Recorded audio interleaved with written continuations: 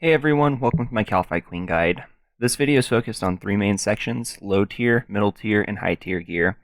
After these three main sections, there are three subsections which include the best special weapons to bring, alternative setups for Iron Men, duoing, and while off task, as well as a section of useful and miscellaneous tips. If you click on the images shown in the video, it will take you to this section. However, I would recommend watching the entire video for more information. Before we get into the contents of this video, let me first state that my recommended stats are 75 plus range so you can wield a toxic blowpipe, and 75 plus in all melee stats. Also, 40 per hour minimum is a must as you'll be protecting from range and mage. For all players, I wouldn't suggest doing this boss unless you have a Kalphite Slayer task and a Slayer helm imbued, as it helps speed up kills tremendously. If you're a high-tiered player, the Desert Diary along with 81 to 86 agility are almost a necessity, as it will allow you to get almost twice the amount of kills per hour, as well as save 2 inventory spaces for more food. Along with the Desert Diary, the Lumbridge/Draenor Diary is also very nice, as you won't need to bring a Drayman staff, allowing you to bring an additional piece of food. To officially start off this guide, let's go over the gear setups in ascending order. Firstly is low-tiered gear, but please note that these kills will be very tedious and you may not even get an entire kill each trip. As your main weapons, bring a Bando's Godsword for the first phase, and a rune crossbow and a Book of Law with diamond bolts enchanted for the second phase. Bring Blessed D'hide, as this benefits both range and prayer heavily, while not degrading your melee bonuses. The Kalphite Queen ignores defense bonuses with her range and mage attacks, so defensive armor would be useless. Guthix D'hide is the cheapest and provides no different bonuses compared to the other sets. Bring in Ava's Accumulator. Note that if you have a fire cape, you can switch that out for the accumulator, but just remember to pick up your bolts. The Archer's Ring Imbued helps immensely, however if you don't have this then just bring a Ring of Dueling so you can restore your stats at Clan Wars. Along with these items, just bring an Amulet of Glory and the best recipe for Disaster Gloves that you can. Your inventory should consist of your second phase weapons, 2 to 3 super restores, a stamina potion, a Ring of Dueling if bringing an Archer's Ring Imbued, a Drayman staff, 2 ropes, and fill the remaining slots with sharks. Now let's showcase a kill. Starting off at Edgeville, pot up using a super combat, range potion, stamina potion, and an antidote ++. Bank these and grab more sharks. Run towards the bridge to the northeast and cross it to eventually reach and use the fairy ring. Enter the code BIQ, easily remembered by Big Insect Queen, which will take you to the desert. From here, head northwest until you finally reach a tunnel entrance. Use your first rope on it and climb down. This isn't shown in the video because I have the Desert Elite Diary completed. Run around the bends to finally reach the room with 2 guardians.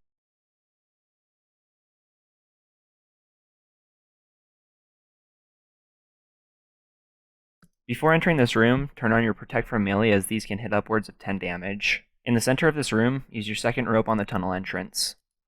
Once into this layer, take a breather and get ready to fight. Make sure that your Protect from Magic and Piety are on and venture to the west side of the cave. At the start of the kill, use your special attack to try and lower her defenses. Between each hit, walk under her, as the Bando's Godsword is not a 1-to-1 ratio and you will take more damage than you are outputting. If you need to heal, make sure to walk under her as well, so you aren't taking damage while eating.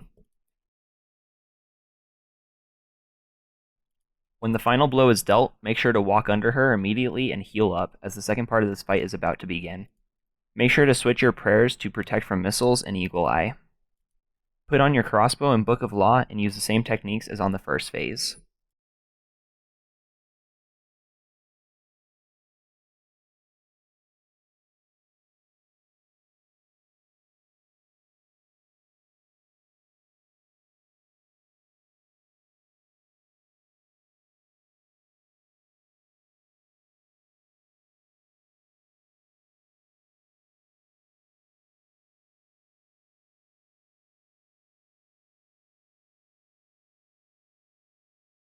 Medium-tiered gear is very similar to the low-tiered setup, so watch that section of this video first. As your Phase 1 weaponry, I would recommend bringing a Zamorakian Hosta with a Dragon Defender offhand. For the second phase, bring a Toxic Blowpipe with Adamant Darts instead of a Rune Crossbow. Along with these weapon changes, bring an Amulet of Fury instead of an Amulet of Glory. The inventory is almost identical to the low tiers, however swap out your Book of Law and Rune Crossbow for your special weapon and Toxic Blowpipe respectively. Start off your trip the same way as the low-tiered section of this guide, up until you are in the Kalphite Queen's lair. Killing her is quite the same, however you don't have to run under her after each hit as the Hosta hits on a 1-to-1 ratio with her. When switching to the Bando's Godsword to spec, stand under her as there is a delay on the switch. When eating, make sure to stand under her so you don't take unnecessary damage.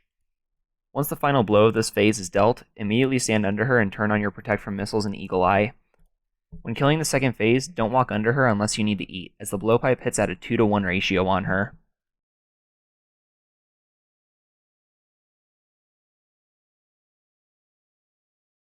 The last of the gear setups, the high-tiered gear, consists of Blessed D'hide because, as stated before, these provide great range attack and prayer bonuses whilst not degrading your melee stats.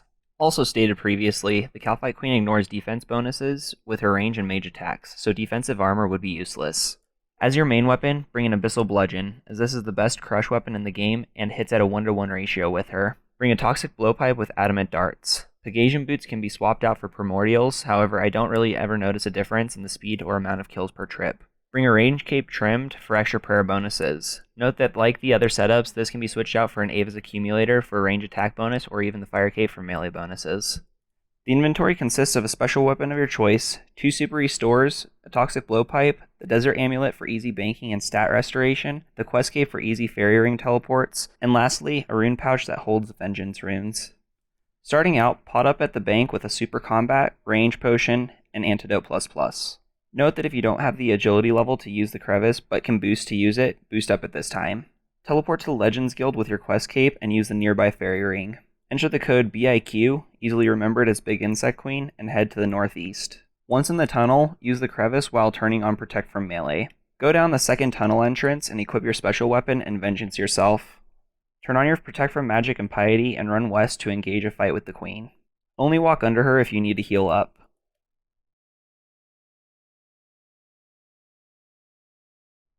Immediately as this phase is completed, run under her and equip your Blowpipe and turn on Protect from Missiles and Eagle Eye. Only walk under this phase if you need to eat, as the Blowpipe hits at a 2-to-1 ratio on her. Cast Vengeance whenever you can for more kills per hour.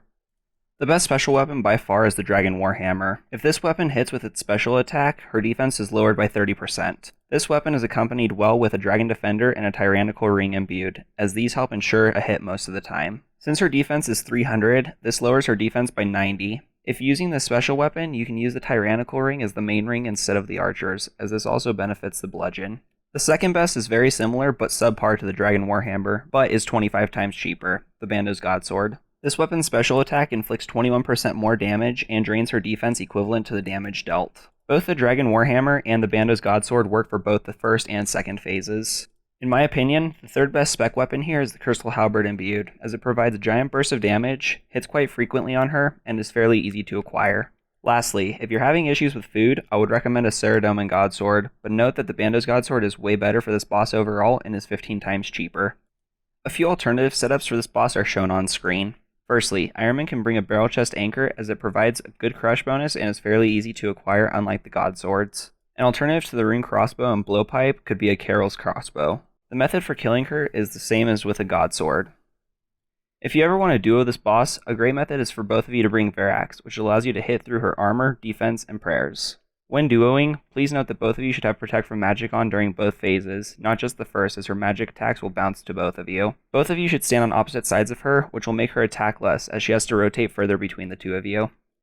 The last setup of this video is for those of you who want to kill this boss off Slayer task, however this is not advised as the kills will be much slower. For this setup, bring the best setup that you could of the main 3 and just switch out the helmet for a Serpentine Helm. This helmet provides a +5 strength bonus, allowing you to hit higher, and also provides immunity to poison, so you won't need to use an Antidote++ at the bank.